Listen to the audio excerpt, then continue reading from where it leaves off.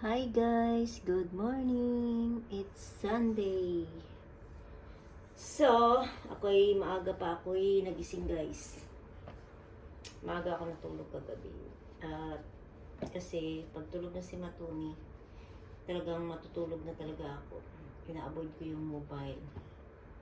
As long as kaya ko. Discipline. Sumaga ako natutulog kasi madaling araw gising na kami and then on and off.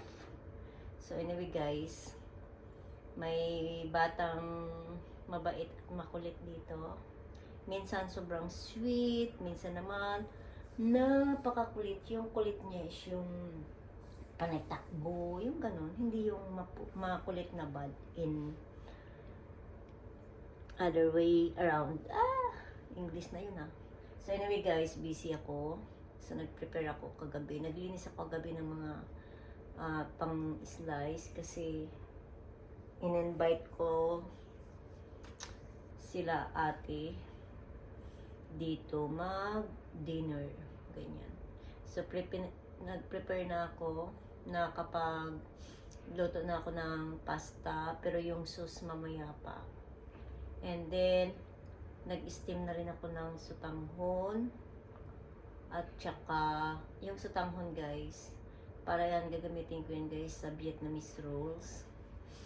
Tapos para sauce na lang. Then gumawa na rin ako ng sauce ng pang Vietnamese rolls. Tapos nilinis ko na yung mga ibabalot ko doon sa rice paper na yun, yung sa Vietnamese roll pa. And then yung kasi bali 5 lang naman kami guys. 4 sila tapos ako. Yung Matuni hindi naman.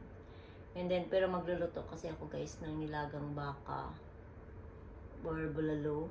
Niready ko na yung potato, patata, parang bulalo siya or nilaga. Kaso nga lang yung bilog-bilog kasi last week yun din yung niluto ko. Kaya maiba naman, mga buto-buto na lang guys. Pero may kunting laman siya para mas lalong masarap. Tapos, nag-ano na ako ng mais, saging na saba, patata, yung Baguio beans, digay ako ng digay, sorry guys. At saka, ano pang halo ko? Yung isa pang gulay, na parang pitsay, ewan, basta ganun. So, maraming gulay siya. Ganun ako magluto guys, gusto ko kasi. Hindi siya matipid sa halo. So, pero kung wala naman kayo, hindi naman kompleto, okay naman yun guys. And then, ano pa ba? Yung Vietnamese rolls ko, walang hipon kasi si Sam, hindi siya kumakain siya ng hipon kaso lang may may allergy. So, i-substitute ko yung mangga para lalong mas masarap, manamis-namis. Kasi yung sauce, di ba, peanut butter. Yan. Yan yung isang pagkain ng Vietnam. Mga Vietnamese ang pinaka-gusto-gusto ko yung Vietnamese roll. And then, gagawa ko ng chicken buffalo wings. Yun lang guys yung lulutuin ko. Kasi for dinner lang naman, di ba? And inisip ko gabi, gagawa sana ako ng fruit salad. Kaso tinamad na ako guys. At saka magastos. Siguro magaganyan na lang ako pag birthday ni mama. Ganyan. Tapos, ano pa ba? Yan na lang gagawin ko pag birthday ni mama. Gagawa ko niyan ng buko salad. Tapos, i-invite ko ulit sila. Kami lang naman. Kasi yun sila kasi guys yung naiiwanan ko kay Matuni. Sila yung nagbabantay kay Matuni pag may pinapuntahan ako. Na hindi ko pwede madala si Matuni. Tapos, basta sila yung katulong ko lagi kay Matuni. Kaya, deserve naman, diba? Gano'n naman tayo. Tapos ano pa ba? Wala na, yun lang. Nilagang baka. May mga isda naman kasi ako dyan guys, pero parang hindi naman yan namin makain na rin. Gagawa pa sana ako ng tortillas. Ganyan. Kaso nga lang, may UTI man ako. Pero chips naman kasi yung pang-dip. Yung pang-dip kasi gagawa ako, tapos bibili lang sana ako ng chips. Kaso nga lang, ayaw na ako payagan ni Putik na kumain ng chichirya kasi nga UTI ko. Tapos, wait lang. Yun lang siguro. Or boring naman lagi. Nag-ice cream pa lang kami ng isang araw. Tsaka dito kasi malamig. Malamig dito sa bahay. Malakas yung aircon. Kahit iles mo siya. So, yun lang. Yan lang siguro yung ano namin. Pasta or ang init kasi gusto ko sana gumawa ng brochita.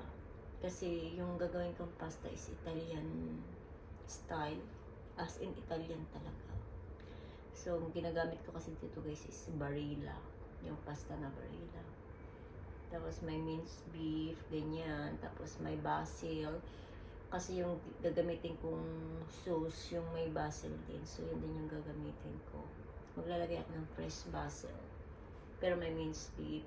So, since ayaw ni Sam ng... Kumakain talaga siya, kaso namumula siya pagtapos kumain. Yung hipon. So, nilagay ko na lang yung minced beef. Pero alam nyo guys, may pasta ko dito na... Ay, gagawa pala kaya ako. Yung ano, yung pusit na, ay, lutuin ko nga to. Tama. Yung pusit na may ink, di ba? Tapos, yung pasta niya, ay, naku, tama, isipan ko. Parang, matagal na kasi to guys. Pag umalis kasi ako, sila itong susunod. So, tama. Gagawin ko yung pusit na itim. Itim talaga siya guys. Itim yung pasta. Tingnan natin. Hindi pa ako nakakain nito, pero itatry ko din kung anong lasa. So, ang gagawin ko, i-prepare ko na rin yung pasta na itim. Ay, hindi siya pwede pala katulad ng pasta. Idire-diretso ko na lang pala. So, ilalabas ko na yung pusit. Tapos, tama. Good idea, Jen. Bravo! Yan. Nagtataka si Matoni. Ano pinaggagawa itong babae na ito? Kanina ka pang maaga. Oh, wala na pala tayo dito. Ano? So, palitan na lang natin yung beef doon. Ubus na. Try ko nga ito talaga. Promise. Diba, Dong? Uy! Ano yan lang? Ako yung inaabangan niya lang. Ganyan si Matoni ka-sweet kay Mama. Diba, Lablab? Sweet na sweet yan. Diba, baby koy? Lablab yarn. Dito na lang. Dapat pala palitan ko yung beef ko doon.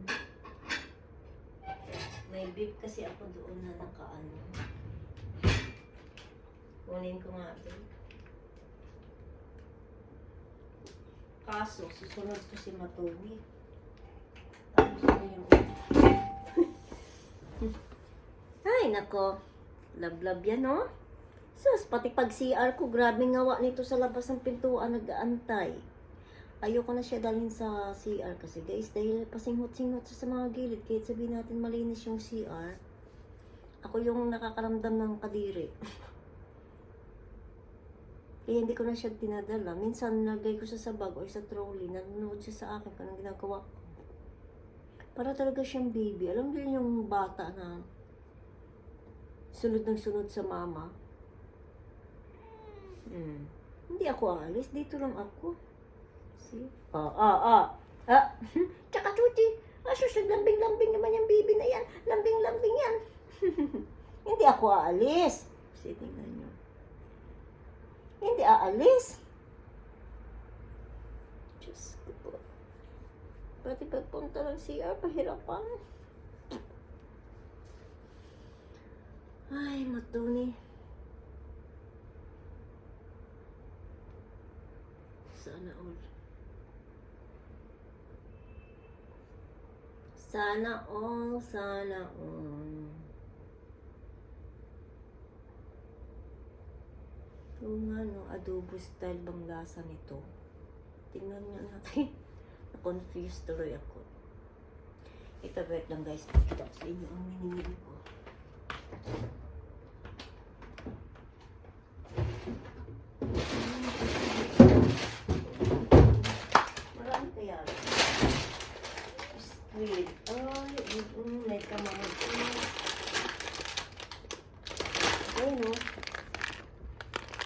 Yan.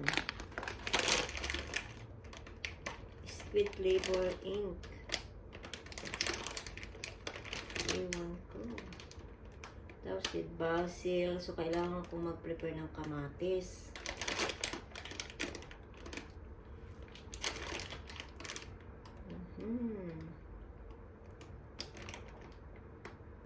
Pansit Canton man pala to. Pinagulo ko lang yata.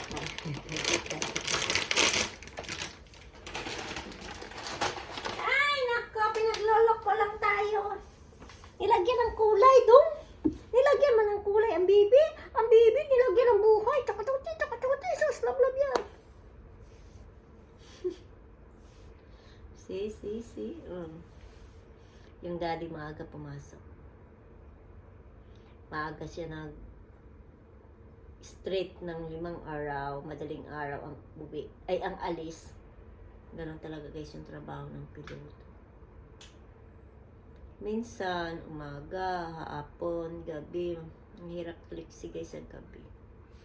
Gabi tsaka madaling araw, imbes matulog ka pa. Minsan, kailangan niya nang matulog ng 1:00 ng hapon. Kasi may pasok ng 9:00 ng gabi. Kaya todo trabaho siya para maaga makaka-retire. At nang manahimik na kami. Makapagpahinga. Diba be? Ang daddy working hard, no? Tapos diba wala siya dito? So baka nagtataka yung iba kung kakilalang Marites. So pag day off guys, hindi siya nasa Europe kasi siya. Ngayon, pag day off niya, ang ginagawa niya guys, nagpa-part-time siya sa EasyJet. Ito yung company niya rin dati. So kinuha din siya, nagtuturo din siya doon. So yan yung day off niya, nagpa-part-time siya. So binubuo niya yun para pag holiday niya, uwi na siya dito. Para manahimik muna siya dito ng ilang buwan. Di katulad dati na steady talaga siya dito sa UAE. Nahabol niya yung promotion. Pero na-promote na kasi siya guys. So nagta-timing lang siya kasi nga gagamitin niya yan para sa Etihad. Babalik kasi siya ng Etihad para steady na sa UAE. Kaya hindi ako maalis dito sa UAE. Kasi babalik siya dito sa UAE. Tulog na siya. Patulogin ko to bago ako mag-start magluto. Ganun lang yun.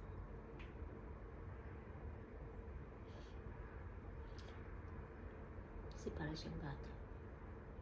Kasi kung hindi tutulog na sige ko luto or punta sa CR, naku, sige habulan namin dalawa. So hindi rin ako makapag-focus magluto. Kasi ngawa siya ng ngawa, sunod siya ng sunod sa akin. So minsan maapakan ko na yung buntot niya. Kaya kailangan ko siya patulogin muna. Tulog na siya guys. So bye bye for now guys.